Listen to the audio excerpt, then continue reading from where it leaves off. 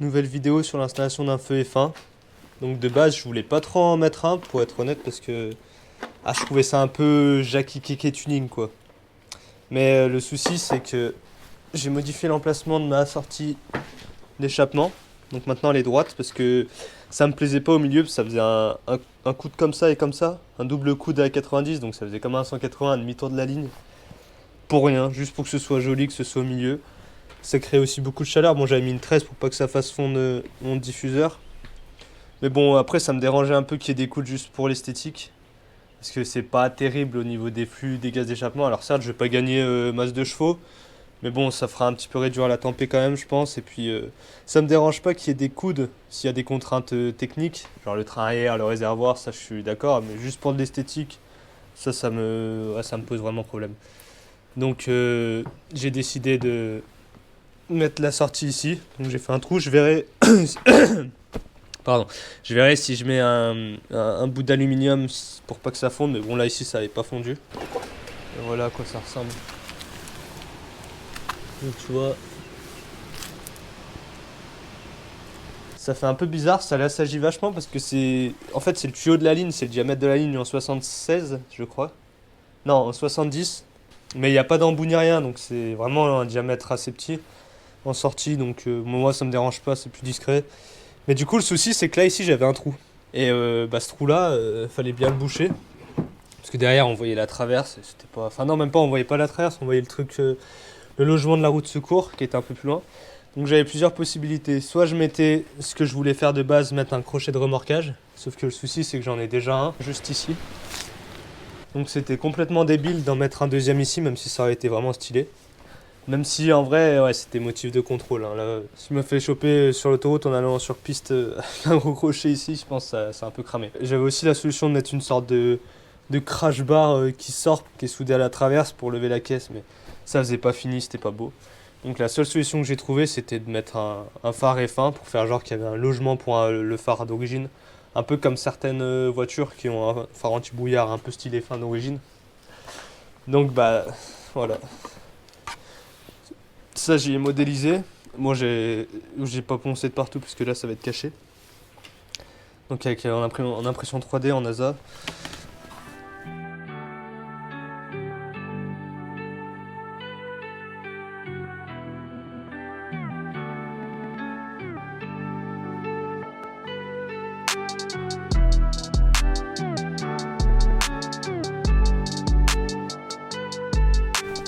Donc, ça viendrait comme ça. Hop. Ah, là, c'est pas évident parce que j'ai qu'une main. Voilà, bon, grossièrement, il est mis vite fait là. Mais voilà. Donc là, il faut que je le fasse peindre en carrosserie. Parce que mon diffuseur, je l'avais peint couleur carrosserie en bas. Et non, je suis assez content du résultat, honnêtement. Ça rend vraiment bien. Bon bah là je vais voir pour les branchements. J'ai dû ouvrir, je vous mettrai des extraits, j'ai dû ouvrir la carte mère. Parce qu'en gros t'as trois fils. T'as un fil noir, donc la masse, un fil rouge. Donc ça, il disait que c'était une alimentation 12 volts fixe. Donc le feu il clignotait pas. Et le jaune qui est une alimentation stroboscopique. En gros c'est le phare qui clignote 3 fois et après il reste allumé. Si tu relis par exemple au feu de frein, il va clignoter 3 fois. Et ensuite, il va rester fixe lorsqu'il va recevoir du 12 volts continu. Moi, je voulais faire un phare qui clignote en mode vraiment stylé fin, phare de pluie. Pour ça, quand je vais sur piste, je vais pouvoir le mettre. Bon, ça sert à rien. Hein. Mais bon, quitte à faire ça, autant faire un truc un peu propre, quoi. Et du coup, je me suis dit, je vais mettre un phare F1 qui clignote quand je mets mes anti-brouillards avant. Parce que ces anti-brouillards avant, ils ont été remplacés par des écopes de frein. Donc je me suis dit, je vais mettre les phares qui clignotent. Il fallait que je transforme le signal des phares anti-brouillard en continu en intermittent qui clignote, tu vois, genre 1 Hz une fois par seconde ou des trucs comme ça. Donc j'ai acheté ce module-là. Sauf que le problème, c'est que lui, il fait clignoter par la masse, genre c'est une coupure à la masse en sortie, enfin c'était une galère compliquée. Là ici, j'ai le relais clignotant du coup que je suis remplacé parce que le module, ouais, c'était compliqué. Donc là, tu as une entrée et une sortie en gros, il le reçoit en continu et puis il te ressort un signal stroboscopique. Et ici, tu peux modifier la fréquence. Donc ça, c'est plutôt bien. Et ensuite, il me fallait aussi raccorder ça sur les freins. Mais pas en mode ça clignote 3 fois et ensuite ça reste fixe. Je voulais vraiment que ce soit comme les freins. Genre, tu sais, freinage d'urgence, ça clignote comme les freins arrière, et puis sinon, ça s'allume. Et je voulais que le frein soit prioritaire sur les anti-brouillards, sur le phare de pluie F1 standard. Je vais vous faire un petit schéma du câblage. Donc là, c'est le fil du frein, donc de stop. Hop, là ici, c'est les anti-brouillards.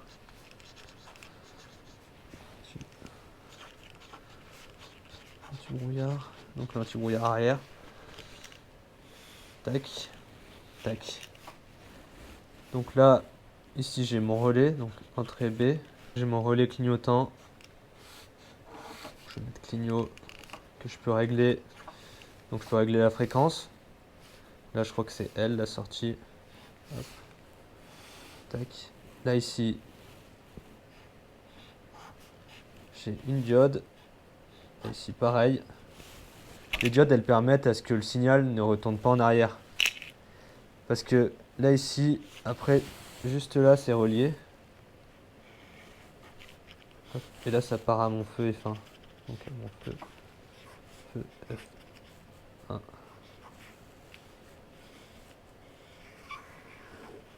Hop. Et là ici c'est le plus. Et donc là ici on se met sur une masse.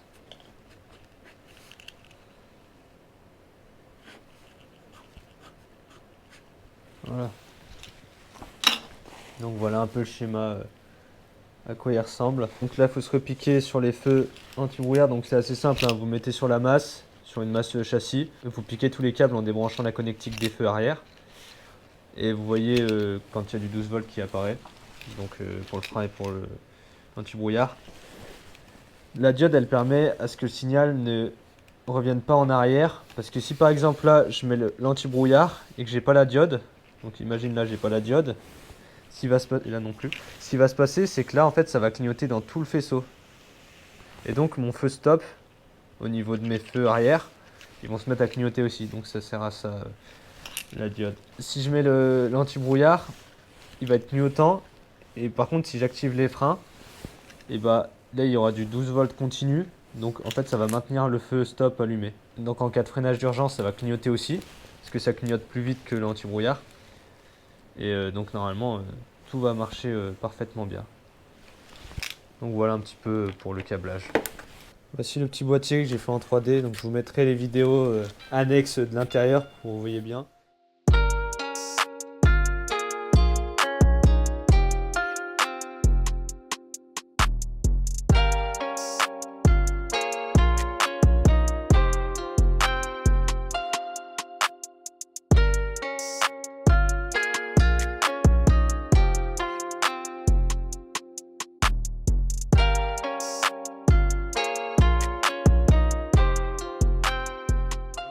Là j'ai répertorié toutes mes sorties et mes entrées, enfin ma sortie et mes entrées, donc sortie du feu F1, entrée anti-brouillard et entrée feu stop. J'ai testé, ça marche bien. Là ici j'ai mis un fusible parce que comme il y a des diodes, je me suis dit que le courant, s'il y avait une surtension au niveau de mon circuit d'entrée du feu F1, je me suis dit que du coup il n'y avait rien qui était protégé. Vu qu'il y avait une diode, le courant, s'il y avait une surtension, ça passait pas au niveau du faisceau d'origine qui lui est sécurisé par un fusible. Donc j'en ai mis un ici. Donc je l'ai pas fait dépasser mais j'ai fait en sorte qu'on puisse là ici le voir. Je sais pas si on verra. Non, on verra pas en vidéo. Mais on le voit bien. Donc on peut voir s'il est grillé. Là j'ai mis des trous pour aérer, évacuer la chaleur. Donc ouais, au pire ça aurait été la diode qui aurait servi de fusible quoi. Donc voilà, je suis en train de faire les connectiques et j'ai retrouvé une cosse comme ceci que j'avais en stock dans les merdes qui traînent. Donc bah là je suis venu remettre des pins, remettre ici un petit joint parce que comme ça va doire, je préfère que ce soit bien étanche. Et c'était plus simple pour démonter d'avoir une connectique juste derrière le phare plutôt que de passer ce long câble d'origine au travers la caisse et après pour démonter bah t'as l'air d'un con quoi. Je vous montre un peu le résultat au niveau du câblage. Je l'avais planqué là. Voilà, tout est étanche, tout propre. Ça passe là, ça se reprend sur les fixations d'origine, ça passe là. Et ça repasse là ici, dans le trou d'origine, donc bien étanche. Donc ça c'est carré. Ensuite ça ressort par là. en haut, par là, en dessous, là, ça ressort là. Ça repart ici, là t'as la masse que j'ai enroulée avec le scotch type origine. Là, ça se reprend sur la masse commune. Là j'ai soudé du coup au fil de l'anti-brouillard, au fil du frein stop. Là ici c'est comme ça. Là j'attends plus que à souder, mais je suis à court d'étain. J'avais commencé mais il n'y a plus. Donc là moi ce que je fais c'est que je fais une bonne résistance mécanique avant. Donc ça peut pas s'enlever, et puis après je soude et puis je mets gaine thermo que j'avais préparé au préalable. Et voilà. Voilà un peu à quoi ça ressemble. On peut monter. Par contre je l'ai vraiment attaché comme un ouf. Je sais pas pourquoi j'ai fait ça. Parce que ça bougera plus du tout là.